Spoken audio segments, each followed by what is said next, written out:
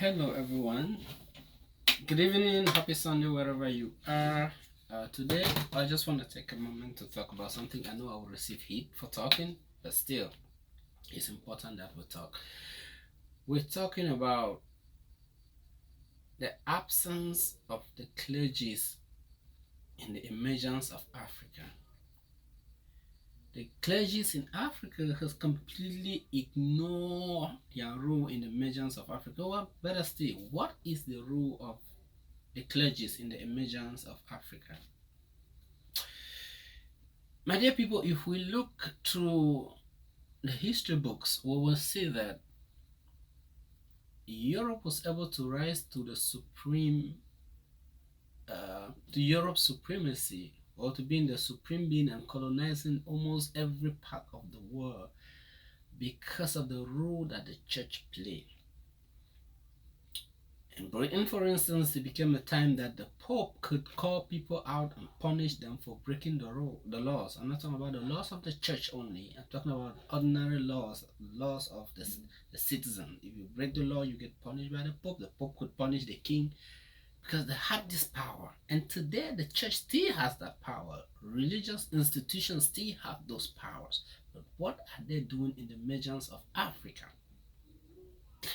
We live in an Africa where our clergies are preaching prosperity every day without preaching the real cause of poverty. They are preaching prosperity, which is a good thing for people to be prosperous anyway, but they are not attacking the real problem that is leading to poverty. And no matter how much of prosperity you preach, until somebody is in a safe environment, they can never prosper. And the problem of the African child is not poverty. It is not. It's corruption in the government system. And that is what we'll be talking about today. The African clergy has completely refused to preach against corruption. And that is what is killing us. If only they will start mounting puppies and preaching against corruption like they preach prosperity. How can you explain to us that the God Almighty revealed prophecies about the election, about other countries' election? For instance, the election of the United States of America, football match in London. God can reveal the outcome of this election to our prophet in Africa, but God cannot reveal to our prophet who these corrupt individuals are.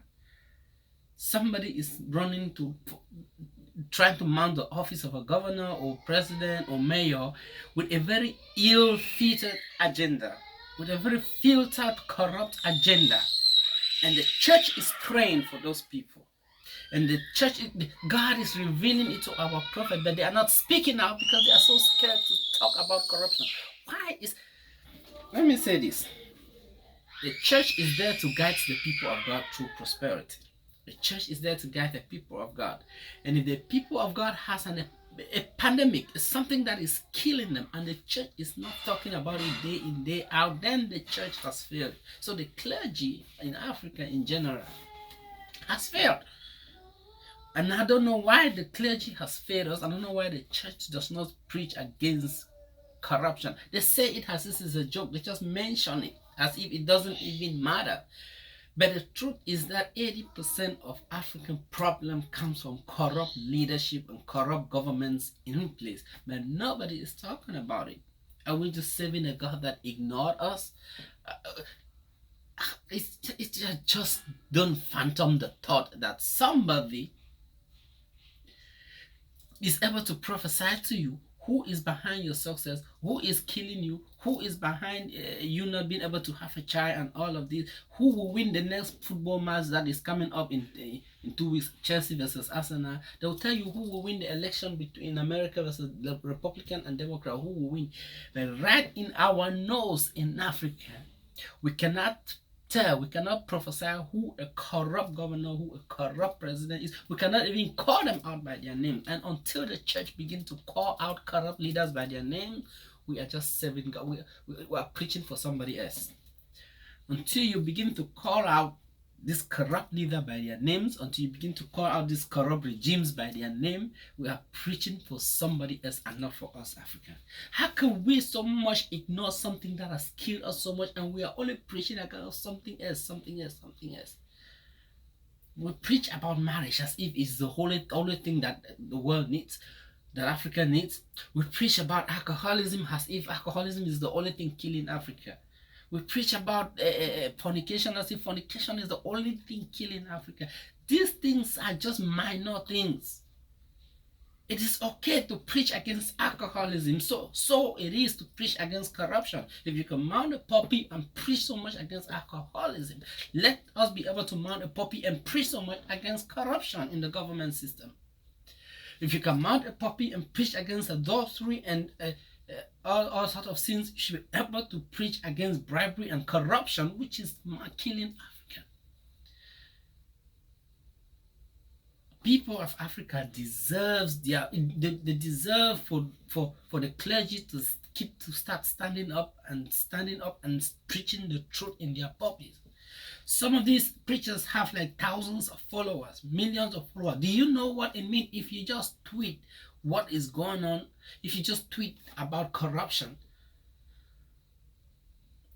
or I don't know, is this that they know it, they see it, God reveal it to them, and they don't want to say it because somehow the suffering masses end up in the church room begging for crumbs? I don't know. Is this that they don't want to preach it because it is like a reason to hold people down, to hold people on bondage, or they literally just don't want to talk about politics? It's so aching when you talk to a pastor and they say, oh, I'm a pastor, I cannot talk about politics. But even your church that you have, wherever you are, you have to go to get some license to operate that church. You have people in there that are working for the government, that their day-to-day life depend upon the decision made by these laws makers who are so corrupt, yet you cannot talk about politics because you're a pastor. I don't know anywhere that God said pastor cannot talk about politics. Pastors are our shepherd. They should lead us in every direction. Lead us. When you scared away from talking, when you stay away from talking about important things, the number, especially something like corruption, which is the #1 killer in Africa, then you're not being a good shepherd. You're not shepherding the sheep the way you should. So please let us begin to call our clergymen let us begin to hold them to account. Let us begin to call them out. Begin to speak against this thing. Don't come to the puppy every day and begin to tell us how God will prosper, how God will prosper, how God will prosper. How is God going to prosper us even in the middle of this corruption? We just have to wait until they die. The problem is we think that we will just wait until this regime die. But what we don't understand is while these octogenarians are in place, they are breathing another set of corrupt leaders. As soon as they are dying, another set of corrupt leaders will take place. And until the church stand up and start talking about it and start preaching it in the pulpit, it will be better. Let's stop talking about this prosperity and preaching and all of this miracle. The real miracle that we want to see happen is to see this corrupt leader leave and go home and leave the government offices for upright people. That's the kind of miracle that will please God. That's the kind of miracle that we want to see. It's not about making some sick person get well. It doesn't matter whether you are sick and you get well and you don't make it to heaven. The greatest miracle that we even have is to be alive. And so if there's something that is compromising our well-being, like such as corruption, we should be fighting that head and toe. We should be fighting, putting all our effort towards preaching against corruption in Africa. But nobody does. I've seen pastors from January to December, they declare month of victory, month of crossover, month of taking over, month of spiritual blessing. No one has ever decreed a month to fight against corruption. Why? It doesn't mean corruption doesn't exist in Africa. Why are we not seeing a month? This is a month to fight against corruption. This is a year that corruption must leave Africa. Why don't we see that? Why don't we see people say, let us sow these seeds to fight against corruption? It's always about seeds to prosper, seeds to prosper, seeds to get a husband. How about corrupt people. Africans are not getting married not because they don't know the importance of marriage, not because they lack the technical know-how to handle a marriage. It is because they are stagnant. They are living in abject poverty caused by the corrupt regime. So when you over here praying for someone to get married, when they know, look in the front, they don't see any future, they don't see any future on the left, they don't see any future on the right, they will not do it. They will come back to you tomorrow for the same prayer topic that you've been praying for. So until we begin to stand up and pray against corruption, I hold all African clergy, all these mega church leaders, I hold them accountable. You by your name, begin to stand up and preach against corruption in Africa, like you preach tithes, like you preach tithes, like you preach seeds, like you preach any other gospel that you preach. Begin to stand up and preach against corruption, and until that moment comes, our African clergies, you are failing us. Thank you.